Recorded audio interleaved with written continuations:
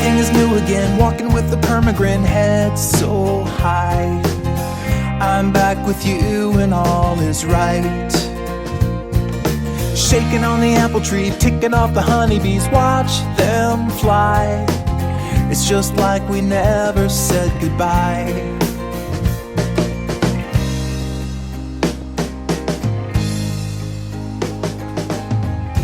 Hey guys, what's up? It's NihonTiger and welcome back to the NeoCraft server. So, as you can see, we have progressed a little, and I'm actually on with, good as sent. Yeah, it's definitely a fun time on here. We're working on the Katzegard Grand Terminal. So Fuchs and Rikui are on as well, so we're all together for the first time in a while. Mostly because I've been busy, so I haven't been able to get on when everyone else has been able to get on. It's my fault.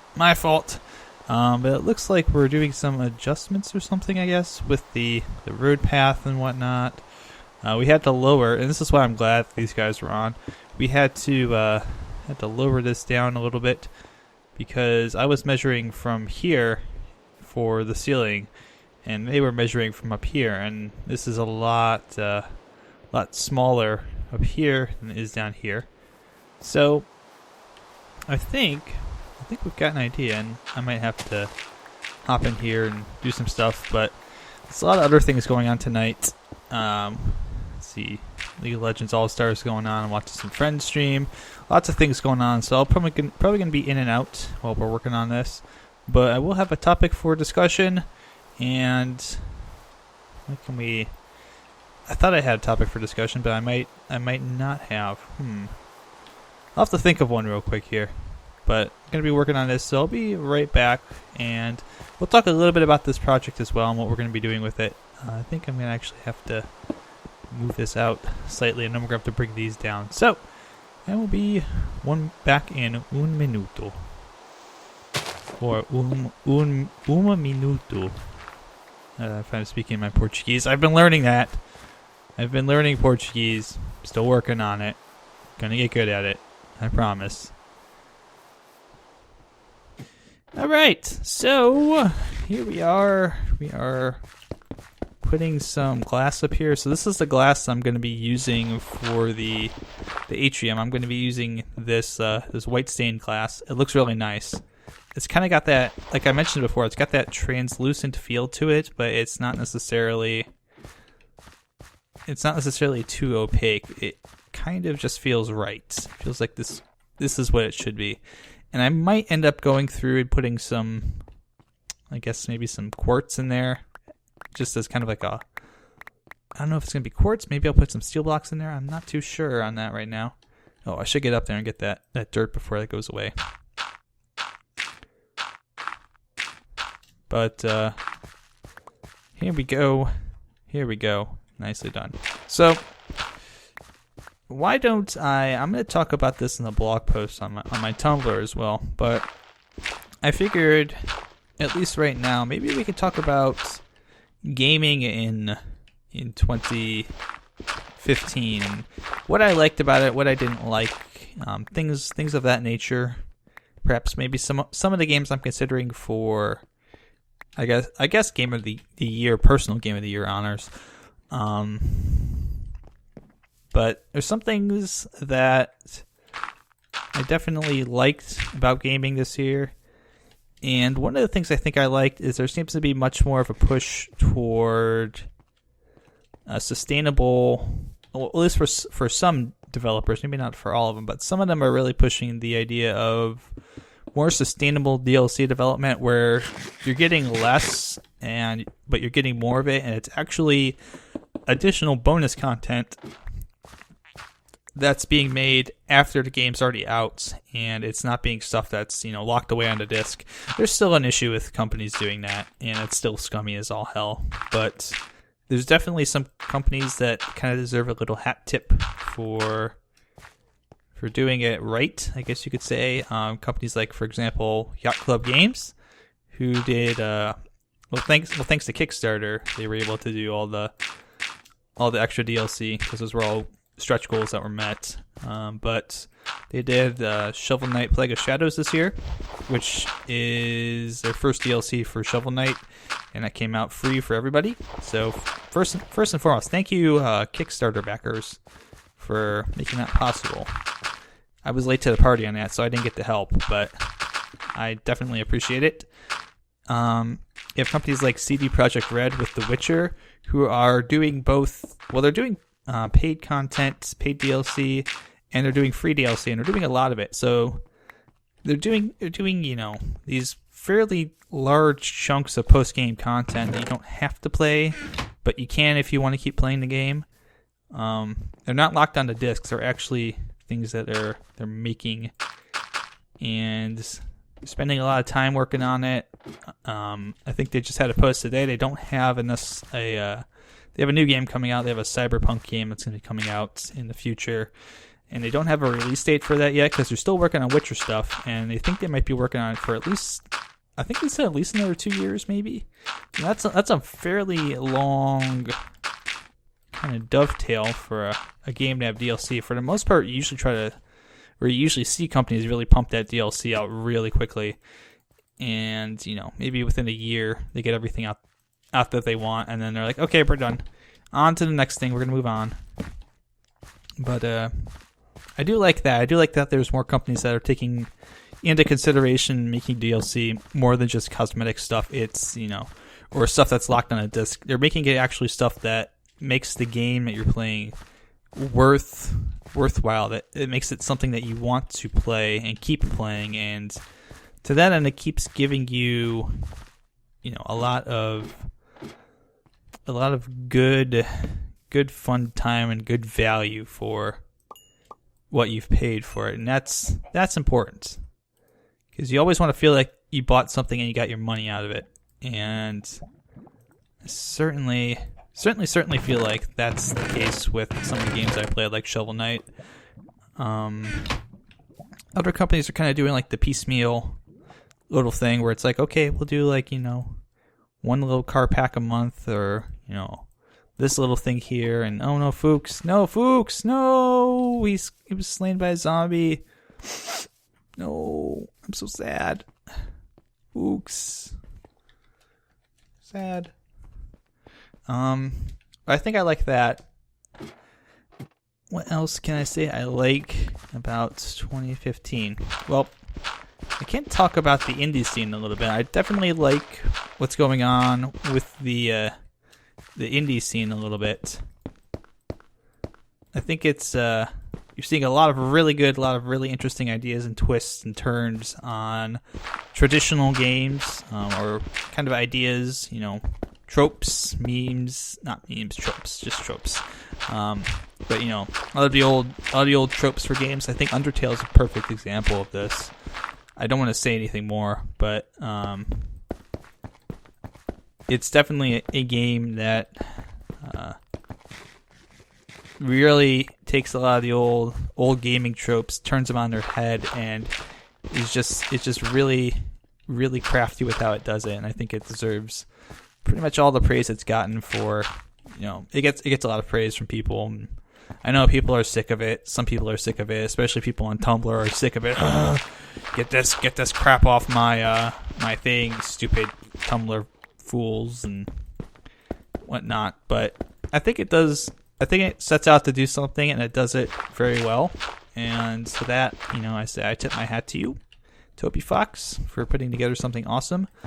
I think there's also some really interesting games that take some old genres and kind of twist them up a little bit. Her Story does that really well. It kind of takes the whole murder, not like murder, but like a mystery murder kind of game, and really puts an interesting little twist on it. So, what else does it? Obviously, Rocket League. I love Rocket League. That's another thing I love about 2015 Rocket League. It's an awesome game. You should buy it. The end. There's really nothing more to say about that. It's probably the one that's in the wheelhouse right now, so to speak, with metaphors, as my game of the year. I know it might shock some people who who don't know me, but if you do know me, you know it's probably not much of a surprise. So what else can we talk about? Oh, things I don't like. I don't like that people are trying to turn Kickstarter into a, hey,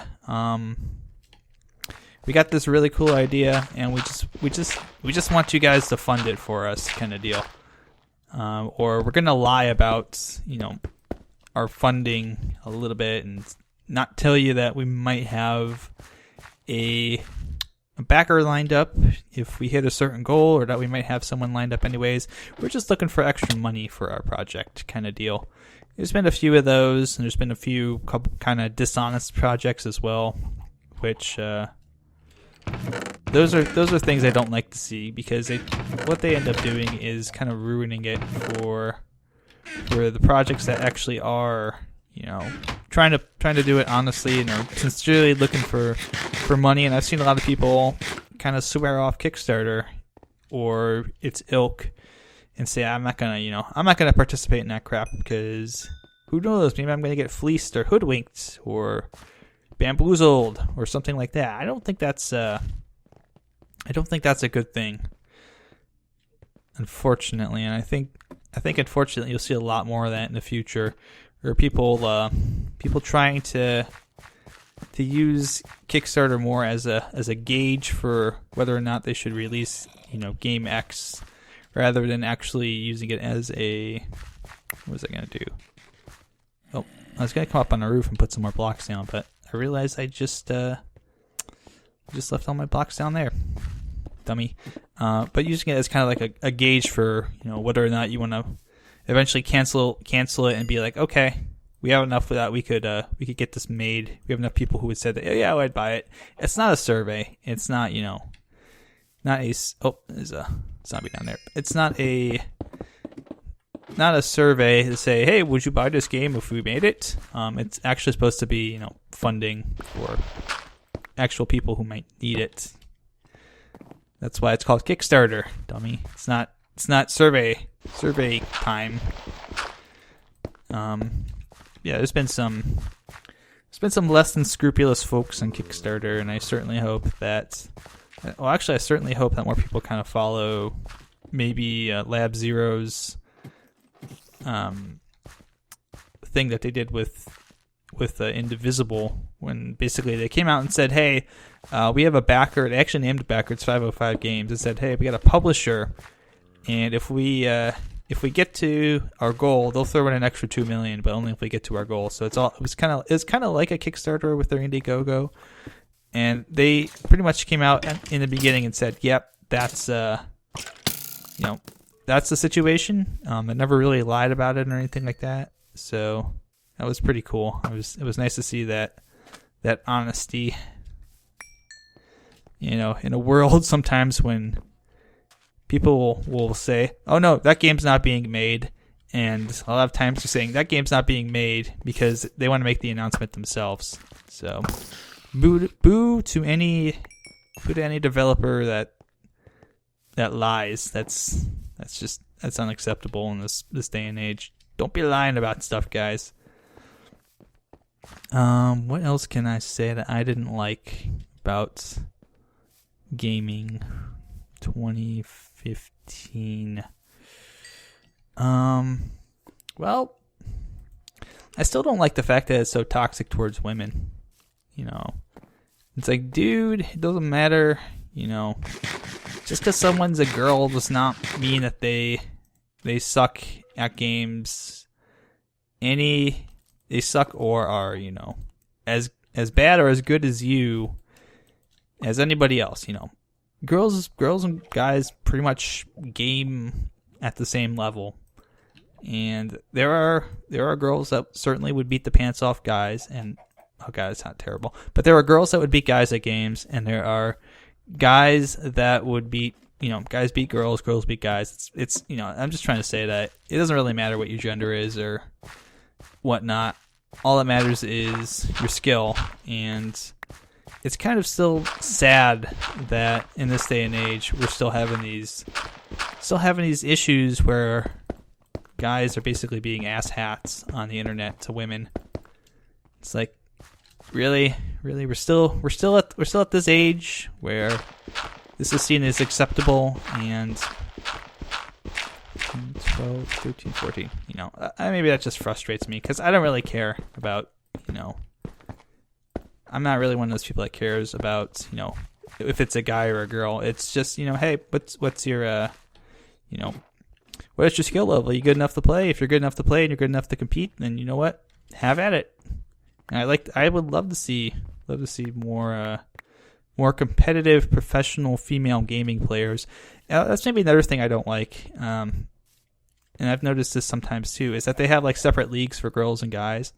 You know, it's like, okay, we're gonna let, you know, I know, for example, League of Legends does this over in, well, not League itself, but the over in like Korea and China, they do have teams and leagues that I think are all women, but that's the problem, is that they're all women, and you know, we're just now in season 6 of the NA and EULCS. We're just now getting our first female player in LCS. It's taken that long. We're 6 years in, and this is now just happening, and we finally have one in NA, and that's all we've got, which I don't know. It just seems kind of silly at this point with the number of women who play that game. And there are do not kid yourself. There are a lot of women that play, especially MOBAs. There are lots of female players in those. If you think, oh, well, I don't know anyone, you probably do. You probably have played with one too. You probably just don't know it. But I would definitely like to see more women in competitive gaming, and more of them kind of given a chance to really show the skills they have. But that's me. That's me talking about things I want to talk about. You may feel differently. That's okay. I'm not going to judge you for it. But what else can I talk about? Yes, I know what I'll talk about. Something I don't like to see. And I've seen this a lot. This has been something, especially right now, with the Steam Winter Sale coming up. The thing I don't like to see, people complaining about the price of games in 2015. There's one thing you can complain about: the price of games. You can complain about let's see here. I'm trying to figure this all out. You can complain about a game that costs $60 and it's multiplayer only. Have at it. You know, the game's just, you know, if they want to charge you the same. If you have a multiplayer game, like let's say Black Ops there's like a Black Ops multiplayer game, and they want to charge you $60, and they want to charge you the same as, you know, like Black Ops 2, which might have had like single player and multiplayer. Oh god, Evolve, perfect example of this. Was Evolve $60? Let me check right now. Evolve video game. Let's go to Steam. Steam. Evolve. Well, we get it on Amazon. It's $40. Okay, so it's $40 for multiplayer game, and that doesn't include any of the DLC. So $40 for Evolve. Like companies have a, I guess they say, you can say they have a right to charge whatever they want to charge for a game. That's true. That's true. I agree with that. If they want to charge $300 for a game, they can charge $300 for a game. But if you're charging, $40, $50, $60 for a multiplayer only game just because you think you can, just because everybody else does it, you may want to rethink your priorities. I don't like that. And the other thing I don't like, and this is also related to game prices, is people complaining about game prices. People complaining that, a game, an indie game that costs $20 is too much. Is I can't, this game, I won't buy this game unless it drops to $2.99 in the Steam Winter Sale or something. I hate that. I'm actually going to go on a little bit of a tangent here, maybe ranty a little bit, but I hate that. That's the thing that I have seen so much of in just the past. I've seen it grow. I've seen it growing more and more. I've seen more and more people complaining about that kind of stuff. Or if it's not in a humble bundle, I'm not going to buy it if it's not part of a $5 humble bundle or something. Yep. Yeah. We'll we'll figure it out. But I don't want to see that. Like, especially for indie games. Like, that's the most ridiculous thing. I see people sitting there complaining that, indie game X never goes on sale. Or this game costs $14, it should cost $4.99 or something like that. And when people complain about that, people also complain about the people complaining about it. Like, people are going to complain about me complaining about this in my video. I know it. I know someone's going to watch this and disagree with me and say, Nihon, you're an idiot for saying this. The game should be cheap. I mean, you're buying, just a digital little thing. You're not having to pay for the disc like in the old days. And you're right. You don't pay for a disc like in the old days. That's fairly certain. But you are paying for somebody who, in the case of an indie game, maybe 2 or 3 people that invested hundreds upon hundreds of hours of work into something that you're now enjoying, and you want to tell them, okay, you might value your work at this much, but this is what I think of your work. I think it's only worth this much, and thank you, folks. Threw me a bunch of stuff. That's all my things. But I think I'll put this up there later. But you have this problem where games are kind of games, and sometimes some media in general, not all of it. Sometimes things are cheap, and it's good that they're cheap because they're old, and they really don't have as much value anymore. So games can lose value over time. So it's not a sin that you might want to say, well, I don't want to pay full $19.99 retail price for a $19.99 game. That's one thing. But if you're sitting there looking at a 2015 game that costs, the developer saying, can you pay, $15 for this? And you say, no, I want it for $5 or else I'm not going to buy it. It's incredibly selfish and short-sighted and dumb, because you're intentionally kind of devaluing whatever that dev did. If that dev gives you a 30-hour game for $20, you're paying what, $1.50 an 30-hour game for $20? You're paying less than that. You're paying like 60 cents an hour of gameplay, and you want to pay what? You want to say your 30 hours isn't worth my $20. Your 30 hours is worth my $5. It's worth 1/4 of 67 cents, which is like what, 15 cents or something like that an hour. It's a pretty steep little charge you're kind of trying to get away with. But I don't know. I just hate people I hate seeing people whine about prices and saying I don't want to buy anything unless it's on sale. And I'm not one of the people who believes, there's going to be some great, indie gaming crash because of, too many games on the market. I think there's certainly mini crashes that can happen based on oversaturation in certain markets or certain genres, but in general, I just don't think that it's going to be, big indie-wide crashes, because the nice thing about indie games, and this is also a thing I mentioned before, is that a lot of indie developers are kind of going and making little niches that aren't being filled anymore because big studios don't have the return on investment that they think is worthwhile for those games. Like, for example, Skyrogue. Oh, damn it. I don't want to do that. Skyrogue, being made by the Fractal Space crew. Love that game. I love all flying games. And really, the problem is the only studio that's actually making flight games anymore is Namco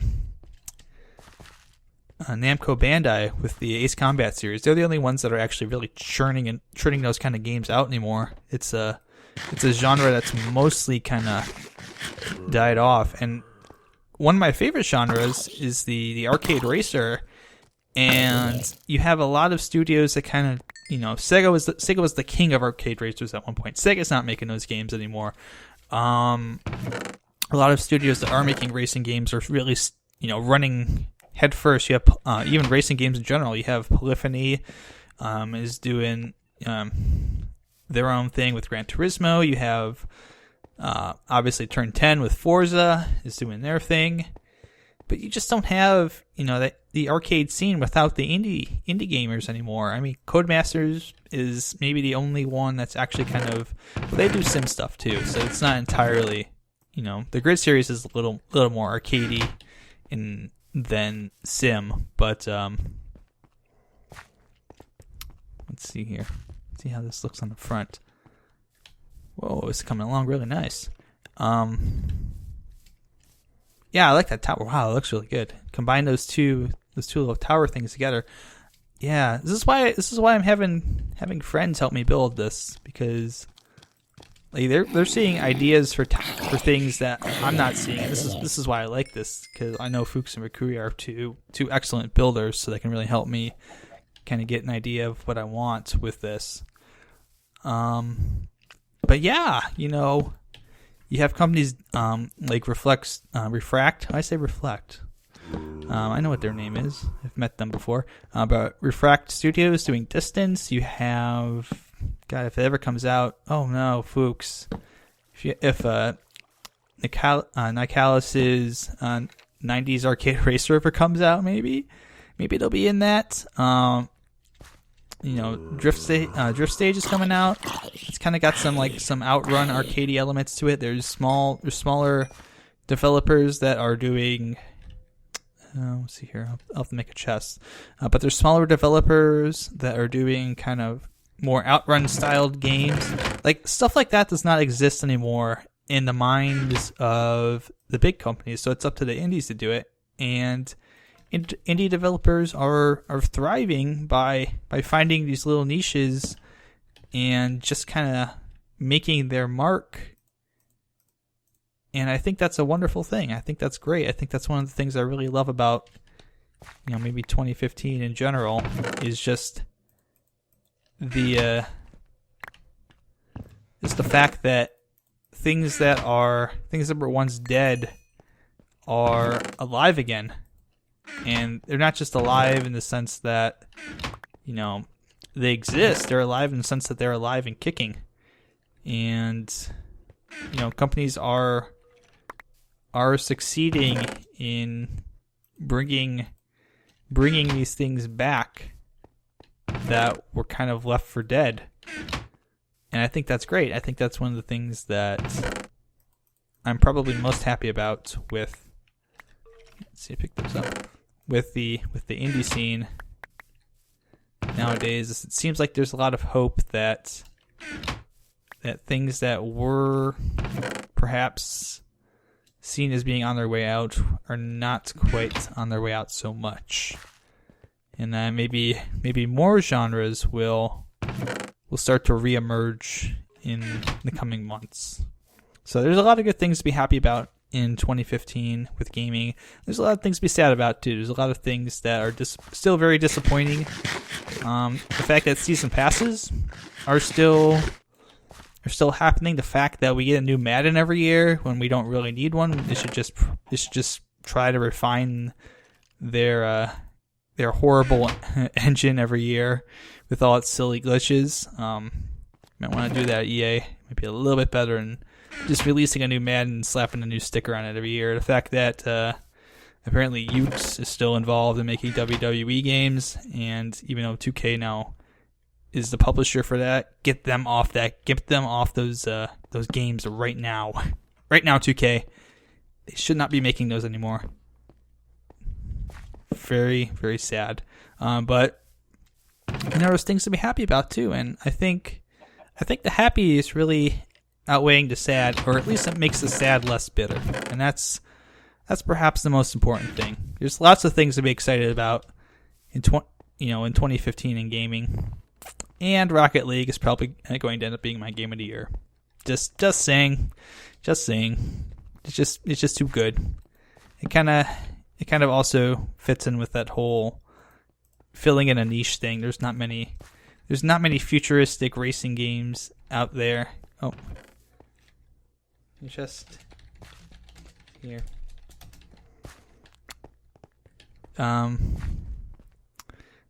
But yeah, there's not too many of those futuristic sports type games, and I love those futuristic sports type games. So Rocket League is like soccer and racing and futuristic sports. So it like checks every box, and it's awesome, and I love it. You know, and I'll go ahead and say it: Rocket League Game of the Year for me. Not gonna lie, but yeah, there's just so much out there. There's so much for everybody. The indie scene is doing well, and it hasn't crashed yet. Companies are getting better with DLC. There's still some shitty things, but they are much more manageable this year than perhaps they were in years past. We'll just leave it at that. But I've been rambling long enough. I'm probably bored you all to death. Got all this actually done tonight. We might need to extend this out a little further in the future, but that looks nice. I like this. I like this little glass up here. I think this looks great. You kind of get it's got like a translucent look to it, but it's not, not transparent. And that's kind of one of the big things I wanted to have on this. It will actually look nice from a distance away. Because if you ever seen a train station, they always have those translucent tops up there. Oh, hi. I don't have my sword on me. Put it away because I was putting Fuchs' stuff away. There we go. But yeah, that's about it for me. I'm gonna let you guys go. Thanks for watching, guys. Pig's still up there. Pig is still okay. Next time when we come back, I'm sure we'll have some more stuff done. I like that tower too, so I'm sure we'll build the towers out the same. Good. So as always, good luck, good mining, have fun. I'll see you guys next time. Gonna stop rambling. Gonna start working. Catch you later. Bye bye.